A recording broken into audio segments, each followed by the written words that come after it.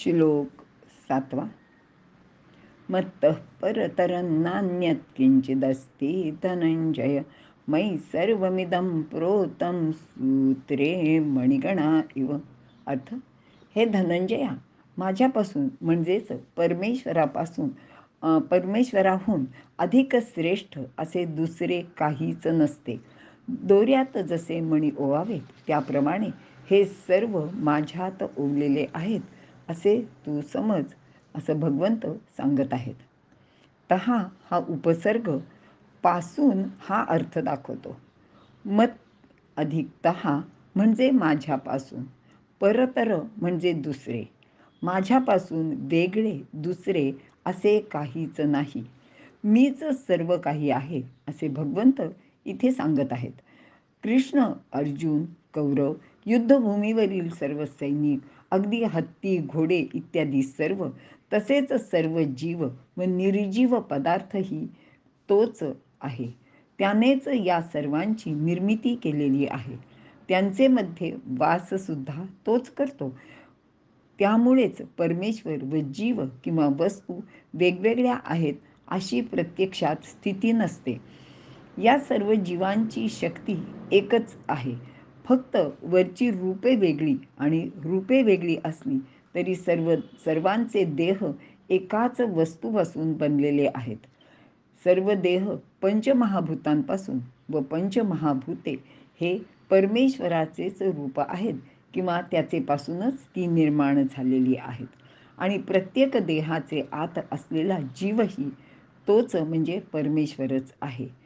असे थोडक्यात परमेश्वराहून वेगळे असे काहीच नसते असे भगवंत इथे सांगत आहेत. माझ्यामध्येच म्हणजे परमेश्वरामध्ये हे सर्व काही भरलेले आहे. कारण आपण सर्व जीव आणि सर्व निर्जीव पदार्थ आकाशातच असतो. आकाश म्हणजेच परमात्म्याचे रूप. त्यामुळेच सर्व सजीव व निर्जीव जग परमात्म्यातच भरून राहिलेले आहेत आणि हे खरे सुद्धा आहे. यासाठीच भगवंत एका दोऱ्यात ओवलेल्या मण्यांचे उदाहरण देतात. आपण मण्यांचा एक समूह घेऊन त्याला छिद्र पाडून त्यातून दोरा ओवतो. हा एकच दोरा सर्व मण्यांमधून गेलेला असतो व सर्व मणी त्या दोऱ्याचे आधारे इकडे तिकडे फिरत राहतात किंवा हलतात. या जगाची व जीवसृष्टीची रचनाही अगदी अशीच आहे. प्रत्येक जीव जणू काही मणी आहे व त्यात असलेले आकाश हा दोरा आहे. त्या जीवाभोवती जसे आकाश आहे तसेच मण्यातील दोरा. तो मणी कुठेही गेला तरी त्या दोऱ्याचे आधारानेच जातो व दोरा त्यामध्येच राहतो. हा दोरा म्हणजेच आकाशरूपी परमात्मा आहे. तो अणूपासून आकाशापर्यंत सर्वत्रच व्याप्त आहे. तो नाही अशी कोणतीच जागा नाही. येथे ज्ञानदेवांनी सांगितले आहे की सुवर्णाचे मणी केले ते सोनियाचे सुती वविले, तैसे जग म्या धरिले सबाह्यंतरी.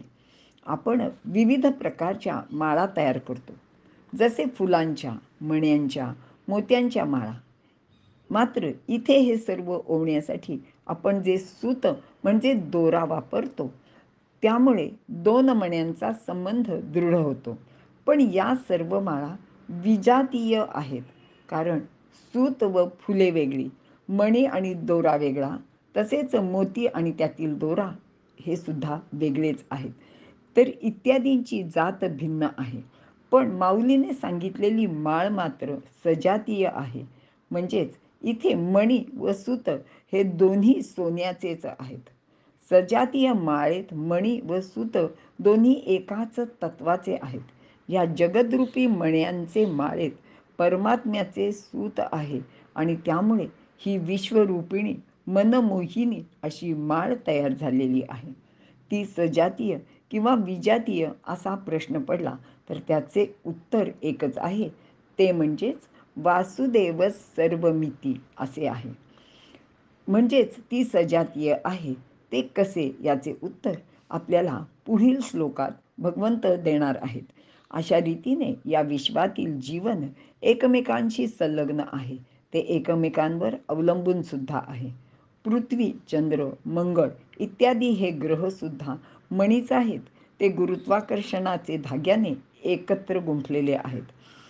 त्यामुळेच त्यातील कोणताही मणी घरंगळत इकडे तिकडे कधीही जात नाही.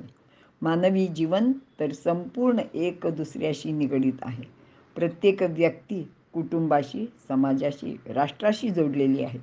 आपले कर्मसुद्धा अनेकांचे जीवनाशी जोडलेले असते. आपल्या प्रत्येक बऱ्या वाईट कर्मांचा इतरांच्या जीवनात सुख दुःख निर्माण करणारे असते. तसेच इतरांची कर्मे आपल्या जीवनावर परिणाम करीत असतात. अनेक लोक स्वतःचे सुखासाठी इतरांना त्रास देतात.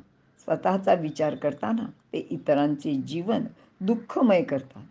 पण सर्वांची अशी मनोवृत्ती झाली तर मानवी जीवन दुःखमय होईल. परमेश्वराने केलेली योजना सर्वांनी ध्यानात घ्यावी. मी माझे एवढाच संकुचित विचार न करता सर्वेपि सुखिनः सन्तु असा उदात्त विचार करून सर्वांचे जीवन मंगलमय व सुखमय होईल असेच सर्वांनी वागावे असे भगवंत इथे अर्जुनाला सांगत आहेत. इथे आपण थांबूया.